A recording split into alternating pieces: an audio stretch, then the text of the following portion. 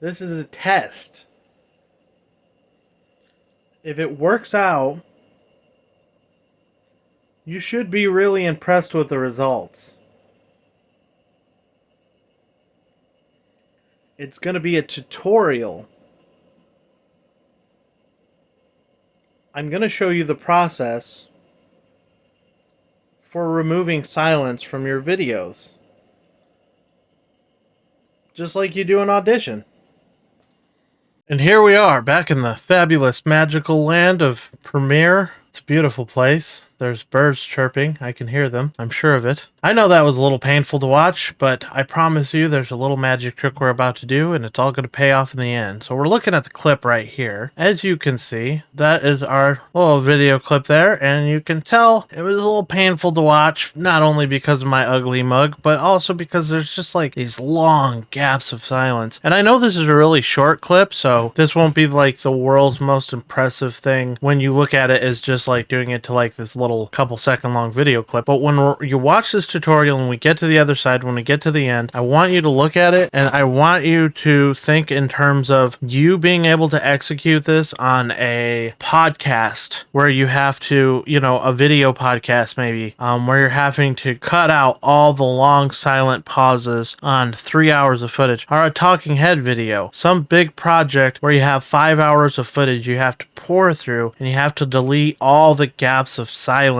out of the footage just as your starting point in your editing process. So a lot of people in Audition know already about a diagnostics plugin that can do this for audio, but it doesn't do it for video. Adobe doesn't have any software that does it for video unless you do a workaround. All right, here we go. We're going to take this clip. We're going to go ahead and right click on it, and we are going to go to edit clip in Adobe Audition. Kabam!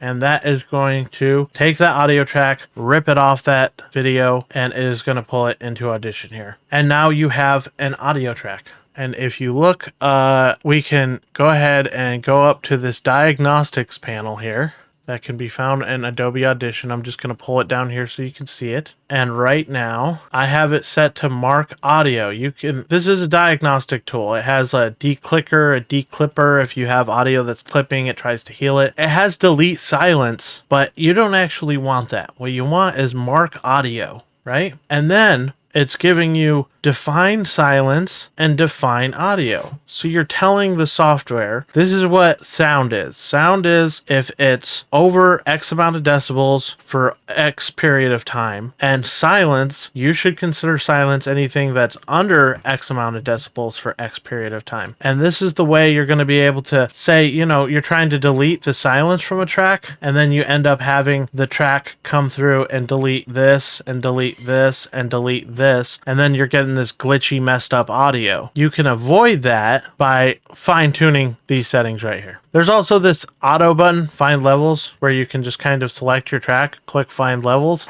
and it'll automatically try and do it for you. That may work, it may not. You may have to tweak your settings, Obviously, I don't want it to define this as silence. Let's check the decibels on this. Let's just look at our meters down here.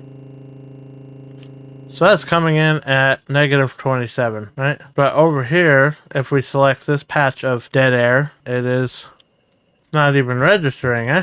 Let's show a higher decibel range. Let's go to 96. Okay, so this dead air right here is coming in at negative 51 decibels. Since it wasn't even registering before, let's go ahead and say silence is anything below negative 45. Let's say that. If the signal is below negative 45 decibels, right? For how long? Well, we sure would want it longer than that, right? That's 60 milliseconds right there.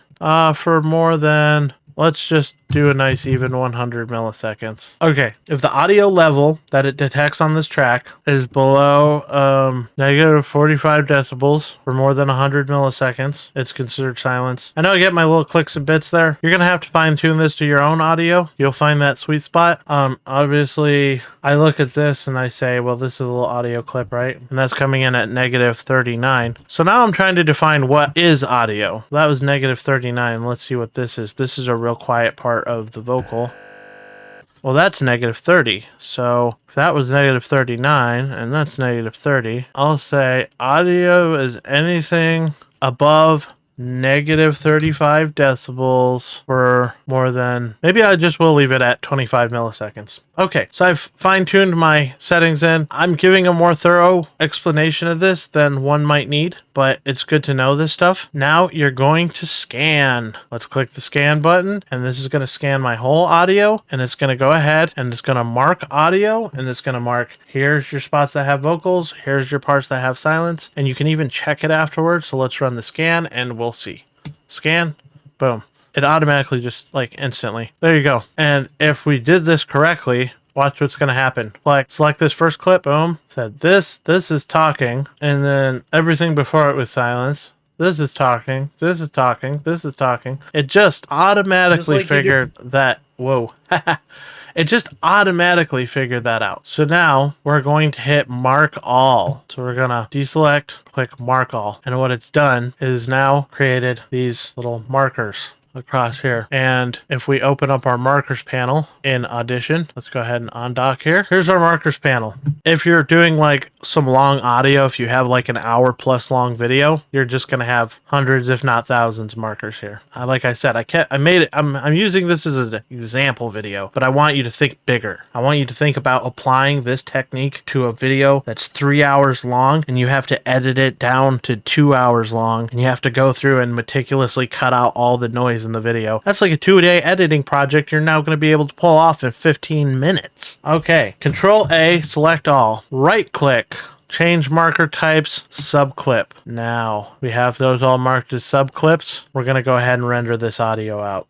So I'm going to go ahead and render it using my wrong shortcut key. Browse. I'm going to put it into my new folder, which is where I'm kind of building this out of. I have a video in there called Before, which is the video you watched at the very beginning of this video. So we're just going to call this After Audio. Save. Okay. And that's going to save it. I'll go ahead and reset my workspace, and we're done in Audition, so we can move on with our lives. Before audio extracted. That's what it originally pulled when we left Premiere. Don't worry about that. I'm not even going to bother saving changes. So we still have this here. It has that. There's that audio extracted. You don't have to do this, but I'm just going to pull this back in like so. Boom. So this is the original footage. This is the original video that we started out with. Now we have a track that has all the markers we need, but it's an audio track. It's not a video track. This is where the tricky comes in. This is where we get tricky.